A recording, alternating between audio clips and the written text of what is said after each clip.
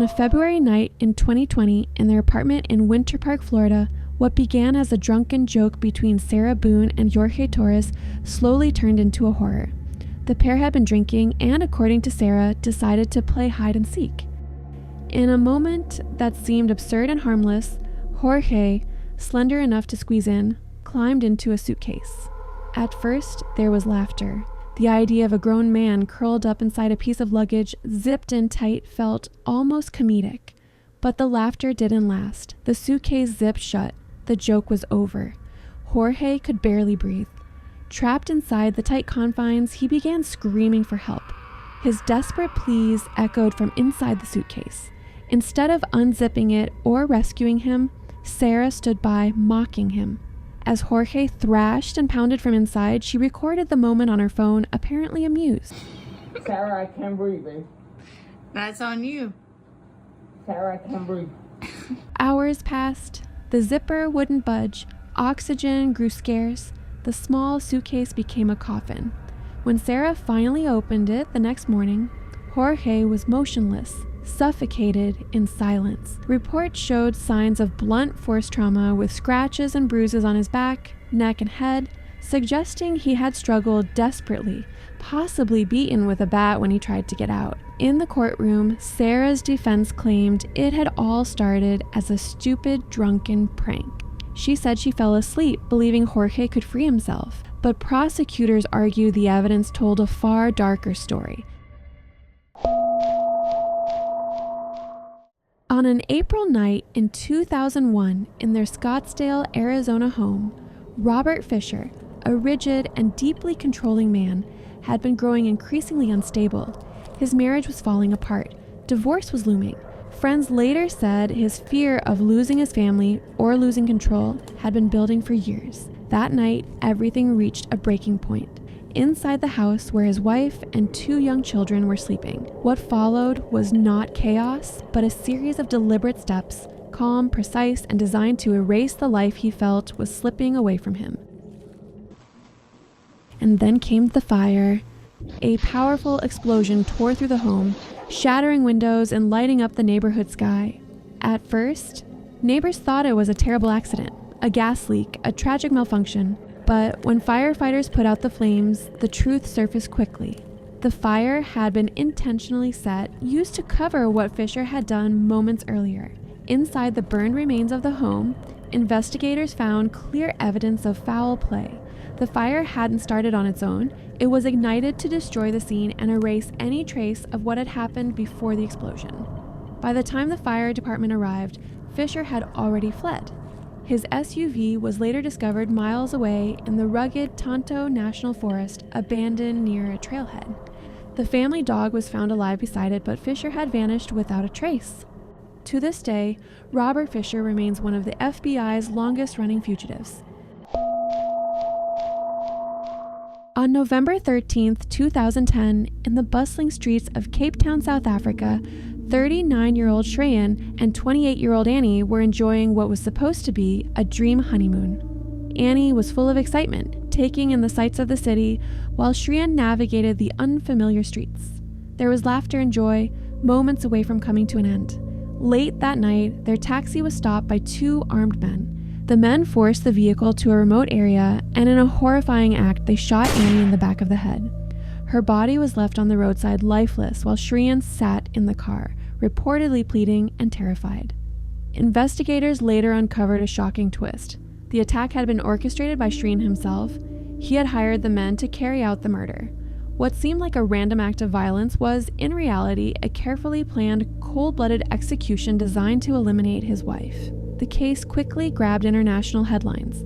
Psychologists and legal experts dissected the crime, pointing to the calculated deception, the use of hired killers, and the horrifying betrayal of trust. On October 21st, 2021, high above the streets of San Diego, in the 35th floor apartment of the luxury high-rise known as Spire San Diego, 32-year-old Ali Nasser Abulaban, once a popular figure online, known by many as Jinn Kid, had long projected an image of charm and creativity.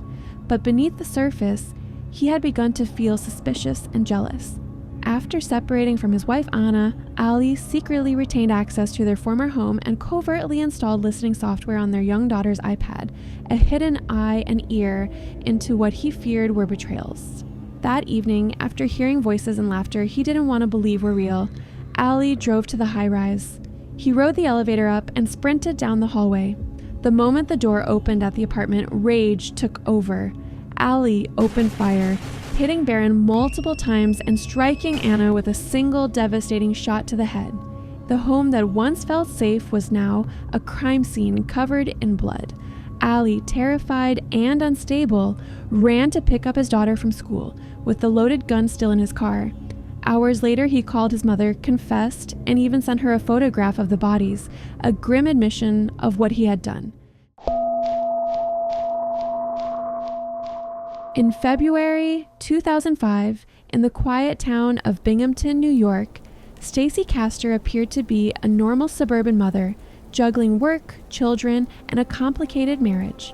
But behind closed doors, resentment and greed had been quietly building. Stacey's husband, David Castor, had recently filed for divorce, a move that threatened her financial security and the life she wanted to maintain. One evening, Stacey laced David's favorite beverage with a deadly dose of antifreeze.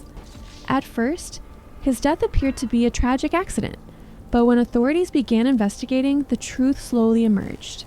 Tests revealed high levels of ethylene glycol, the main chemical found in antifreeze, in David's body. When Stacey's second husband, Michael Wallace, confronted her with his suspicions, she poisoned him as well. Both deaths initially appeared accidental, a calculated cover meant to hide the truth. As the investigation deepened, Stacey went even further.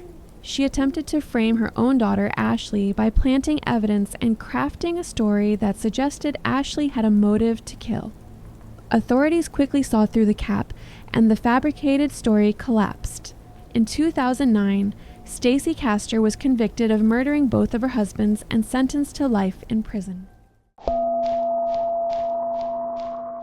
On December 8, 2011, in a quiet suburb of Utah, Josh Powell, a 39-year-old father with a history of controlling behavior, was locked in a bitter custody battle with his separated wife, 35-year-old Susan Powell. That night, his plan turned deadly. With their two young sons asleep inside the house, Josh set the home on fire, trapping Susan inside. Flames and smoke spread rapidly as neighbors watched in horror while the house became an inferno. Emergency responders arrived to find the building fully engulfed. Susan was never able to escape. Investigators later concluded she had died from smoke inhalation and the effects of the fire. In the aftermath, Josh Powell presented himself as a grieving husband, but suspicions quickly grew around his role in Susan's death. Evidence suggested the fire had been deliberately set, a final act of control and punishment against a woman who had tried to leave him. The children survived the fire, but only briefly. On February 5th, 2012, Powell killed his two sons, Charlie and Braden, by driving them into the Snake River and setting his house on fire once again. He died in the act, leaving the community devastated. On the early morning of February 14, 2013, in Pretoria, South Africa, Oscar Pistorius, the famed Paralympic sprinter, and his girlfriend, Riva Steenkamp, a 29-year-old model, were inside his luxury home. The couple had reportedly argued earlier that night. What followed was unimaginable. Behind a closed bathroom door, Oscar fired 4 shots through the thin wall.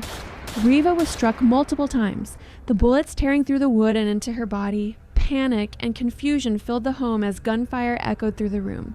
Pistorius later claimed he believed an intruder had entered the house, but evidence showed Riva was locked inside the bathroom and the shots were fired directly through the door.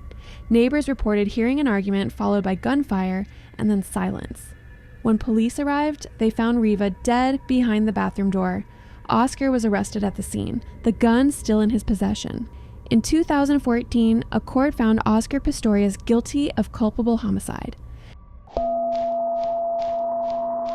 On May 28, 1998, in the quiet suburb of Encino, California, the laughter and glamour of Hollywood masked a dark tension inside the Hartman household. 49-year-old Phil Hartman, the beloved comedian and actor, was preparing for another day of work and fame.